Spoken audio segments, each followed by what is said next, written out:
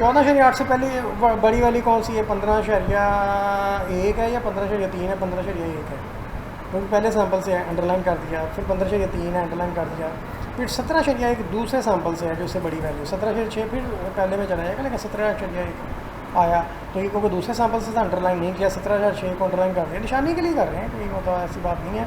18.3 फिर दूसरे सैंपल से अंडरलाइन नहीं किया, फिर 18.7 पहले सैंपल से आया, उसको अंडरलाइन कर दिया, फिर उससे बड़ी वैल्यू थी 19.3, 19.3 भी दूसरे सैंपल से अंडरलाइन किया, 21.2 दूसरे सैंपल से अंडरलाइन कर लिया, नहीं किया, 22.3 ये 22 पहले सैंपल से आया अंडरलाइन कर लिया, उससे बड़ी वैल्यू तलाश करें कहाँ पे है, वो 22.4 है दूसरे सैंपल में अंडरलाइन किया, उससे बड़ी वैल्यू तलाश करें 27.7 है दूसरे सैंपल से अंडरलाइन नहीं किया। अब बेटा इनको रैंक लगा दें, अब इनको रैंक लगा दें, तो सबसे छोटी वैल्यू को 1 रैंक लगाया, उससे बड़ी को 2 लगाया, उससे बड़ी को 3, 4, 5, 6, 7, 8, 9, 10, 11, 12 रैंक लग गए। तो जो पहली जो अंडरलाइन वैल्यू को रैंक लगाना है उसको अंडरलाइन ही करना है, जो अंडरलाइन को रैंक किया है वो अंडरलाइन ही करना है, ठीक है ना। रैंक तरतीब से ही हो गया क्योंकि हमने वैल्यूज़ लिखी हुई थी, ठीक है बेटा, ये समझ आ गई सबको। अच्छा, अब ये जो रैंक्स है ना जो पहले सैंपल को लगे हैं बेटा, वो आपका R1 बनाएंगे। देखो ये इसमें 1 2 3 5 7 10 आते हैं, 1 2 3 5 7 10, 1 2, ये देखो 1 2 3 5 7 10, ठीक है ना। ये पहले सैंपल को जो रैंक्स लगे थे उनका टोटल है, और इस तरीके से R2 जो है जो दूसरे सैंपल को मिलने वाले रैंक्स का ये टोटल है। तो मैंने आपको जब टेस्ट स्टेटस में समझा रहा था तो मैंने कहा R1 R2 आपको आगे चल के बताऊँगा, तो यहाँ आके बेटा इसको मैंने बता दिया आपको। U1 U2 का फार्मूला आपने वहाँ पे पढ़ा हुआ था, आपका N1 भी 6 है, N2 भी 6 है, और ये वैल्यूज़ रखे R1 R2 की रखे आपने दोनों की वैल्यूज़ निकाली, U1 की भी U2 की। और मैंने आपसे कहा था आपका टेस्ट स्टेटस वो होगा जो दोनों में से छोटा है, 29 और 7 में से कौन छोटा है? 7 छोटा है, ये आपका टेस्ट स्टेटस हो गया।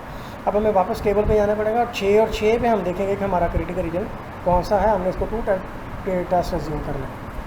सो पहले बच्चों ये 6 आप ज़रा मुलाज़ा फरमाएँ, ये 6 और इधर से ये 6, ठीक है ना, ऊपर वाला जोड़ा आपने लेना है, ऊपर वाला जोड़ा लेना है, तो 5 31 बेटा आपका ये जोड़ा है, 5 और 31, नीचे वाला इसलिए नहीं लेना है वो 1 टेस्ट के लिए, ये लो 5 31। अब आपका U अगर 5 से कम है तो रिजेक्ट होगा, और 31 से ज़्यादा है तो रिजेक्ट होगा। वापस हम चलते हैं अपने उसी क्वेश्चन की तरफ।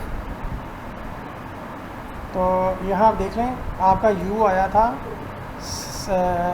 पहले तो ये क्रिटिकल रीजन देख लें, आया था 5 और 31, याद है आपको? 5 अभी हम देख के आ रहे हैं, तो 31 से ज़्यादा होगा रिजेक्ट करेंगे, 5 से कम होगा तो रिजेक्ट करेंगे। लेकिन हमारा जो U निकला है वो 7 निकला है, वो ना तो 5 से कम है ना 31 से ज़्यादा है, लिहाजा we do not reject H0, does not fall in rejection region, और so we do not reject H0, क्योंकि रिजेक्शन रीजन में नहीं गया बेटा, बस ठीक हो गया।